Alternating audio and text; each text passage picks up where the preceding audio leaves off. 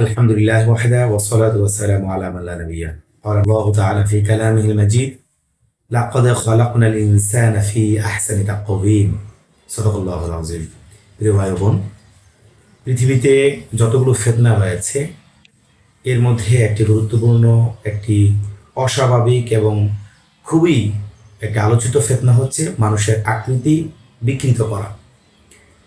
এই মানুষের আকৃতি বিকৃতির কারণে একদিকে যেমন কবিরা গুনাহ হচ্ছে, অন্যদিকে মানুষের মধ্যে বিভ্রান্তি ছড়িয়ে যাচ্ছে এবং এর দ্বারা মানুষ কষ্ট পাচ্ছে। আল্লাহ রাব্বুল আলামিন সূরা ৩-এর মধ্যে ঘোষণা করেছেন, লাকাদ খালাকনাল ইনসানা ফি আহসানি তাকওয়িম। আমি মানুষকে সুন্দর আকৃতি দিয়ে সৃষ্টি করেছি। মানুষ যেন আমার দেওয়া সেই সুন্দর আকৃতিটা বিকৃতি না ঘটায়, বিকৃতি না করে। আজকের এই সমাজে ডিজিটাল বিভিন্ন অ্যাপসের মাধ্যমে, বিশেষ করে অনেক আলোচিত সমালোচিত এআই যে অ্যাপস রয়েছে, সেই অ্যাপসের মাধ্যমে মানবাকৃতির বিকৃতি সাধন করা হচ্ছে এবং এই বিকৃতির ফলে যা হচ্ছে সেটা হলো, যেটা বাস্তব না সেটা মানুষের সামনে বাস্তব করে তোলা হচ্ছে, যেটা আসল না সেটাকেও আসলের মতো করে তোলা হচ্ছে। কোনটা আসল কোনটা নকল মানুষ বিভ্রান্ত হচ্ছে। এই যে মানুষের সাথে বিভ্রান্তিমূলক কাজ করা হচ্ছে, এর মাধ্যমে কিন্তু আমাদের মূলত প্রতারণায় আমরা লিপ্ত হচ্ছি। এর মাধ্যমে একজন ব্যক্তির সাথে প্রতারণা করা হচ্ছে। দেখা গেল একজনের শরীরের সাথে আরেকজনের চেহারা এনে বসিয়ে দেওয়া হচ্ছে। এমন নিখুঁতভাবে কাজটা করা হচ্ছে যে কাজের কারণে বোঝাও যাচ্ছে না যে আসলে এই ব্যক্তি সেই ব্যক্তি কিনা। কিন্তু যার ব্যাপারে এই কাজটা করা হলো তার ব্যাপারে কিন্তু সমাজের মধ্যে একটা বিভ্রান্তি ছড়িয়ে যায়। সে মানুষের মাঝে মুখ দেখাইতে পারে না, লজ্জায় সে সমাজে বের হতে পারে না। এমন বহু ঘটনা সমাজে ঘটছে।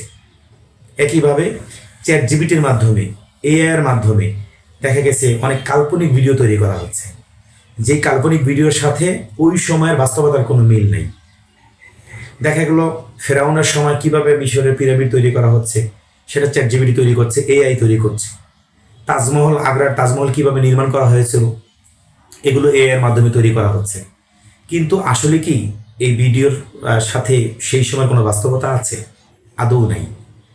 এখন যে সকল বিষয়গুলোর সাথে ইসলামের সুনির্দিষ্ট সরাসরি সম্পর্ক নাই এবং ইসলামের বিধিবিধানের সম্পর্ক নাই, সেগুলোকে কোনো একভাবে সামাজিকভাবে নিয়ে নিলেও যে সকল বিষয়ের সাথে ইসলামের সরাসরি সম্পর্ক আছে, যে সকল বিষয়ের সাথে ইসলামের বিধানের সম্পর্ক আছে, সেই সকল বিষয় নিয়ে যদি এভাবে এআই দিয়ে অথবা চ্যাট জিপিটির মাধ্যমে ভিডিও বানানো হয়, তাহলে এটা কিন্তু আমাদের মুসলমানদের জন্য, সমাজের জন্য, সমাজের স্বাভাবিক স্থিতিশীল পরিস্থিতির জন্য ভয়ঙ্কর রূপ ধারণ করবে। হাদিসে পরিষ্কার নিষেধ আসছে যে যারা শরীরের মধ্যে উল্কি আঁকে, যারা শরীরের ভুরু প্লাগ করে, শরীরের নিজের আকৃতিকে চেঞ্জ করে, এই ধরনের সার্জারি, এই ধরনের কার্যক্রম সম্পূর্ণ নিষেধ এবং হারাম ঘোষণা করা হয়েছে। আল্লাহ রাব্বুল আলামিন বলেছেন, লাআনাতুল্লাহি ওয়া ক্বালা লাআত্তাখিযান্না মিন ইবাদিকা নাসীবাম মাফরুযা। আল্লাহ তাআলা শয়তানের উপর অভিসম্পাত করেছেন, অভিশাপ দিয়েছেন। আর শয়তান বলেছে, লাআত্তাখিযান্না মিন ইবাদিকা নাসীবাম মাফরুযা, যে আমি আপনার বান্দাদের মধ্যে থেকে একটা বিশাল দলকে আমার সঙ্গী হিসেবে নিয়ে নিব। তারা সারা দুনিয়াতে আমার হয়ে কাজ করবে এবং সমাজের মধ্যে বিভ্রান্তি ছড়াবে, সমাজের মধ্যে ফাসাদ ছড়াবে। কার ঘোষণা? শয়তানের ঘোষণা। আর এই কাজগুলো যারা করতেছে, ফুকাহায়ে কেরাম এটাকে শয়তানের কাজ হিসাবেই নিয়েছে। শয়তান যে কাজটা নিজে করতো সেই কাজটা এখন মানুষ দিয়ে করাচ্ছে। হাদিসের মধ্যে জাহান্নামী বলা হয়েছে তাদেরকে, যারা নিজেদের শরীরের মধ্যে বিভিন্ন উল্কি আঁকার মাধ্যমে, বিভিন্ন ট্যাটু আঁকার মাধ্যমে নিজের আকৃতিকে বিকৃত করে। এই জন্য এগুলো থেকে আমাদের বেরিয়ে আসা উচিত।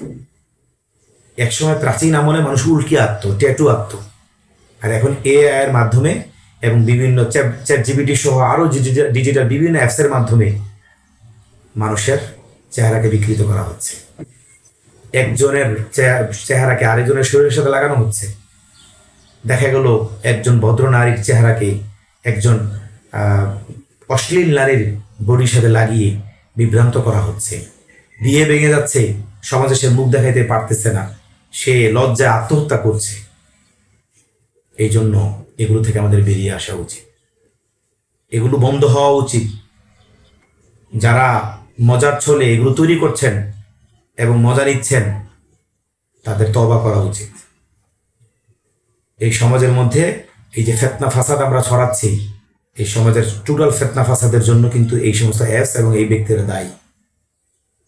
এই জন্য ইসলামের সুস্পষ্ট বিধান হলো এই ধরনের মানুষের অবয়ব বিকৃতিকারী যে অ্যাপসগুলো আছে এগুলো কোনোভাবেই বৈধ নয়, এগুলো ব্যবহার কোনোভাবেই বৈধ নয়। এগুলো থেকে আমাদের সকলে বের হয়ে আসা উচিত। আল্লাহ রাব্বুল আলামিন আমাদেরকে তৌফিক দান করুন। সমাজ বিনষ্টকারী যত রকমের অ্যাপস আছে এগুলো থেকে বেরিয়ে এসে সঠিক তথ্য সঠিকভাবে প্রচারের আল্লাহ তাআলা তৌফিক দান করুন। আমিন ওয়া তাওফিক ইল্লা বিল্লাহ।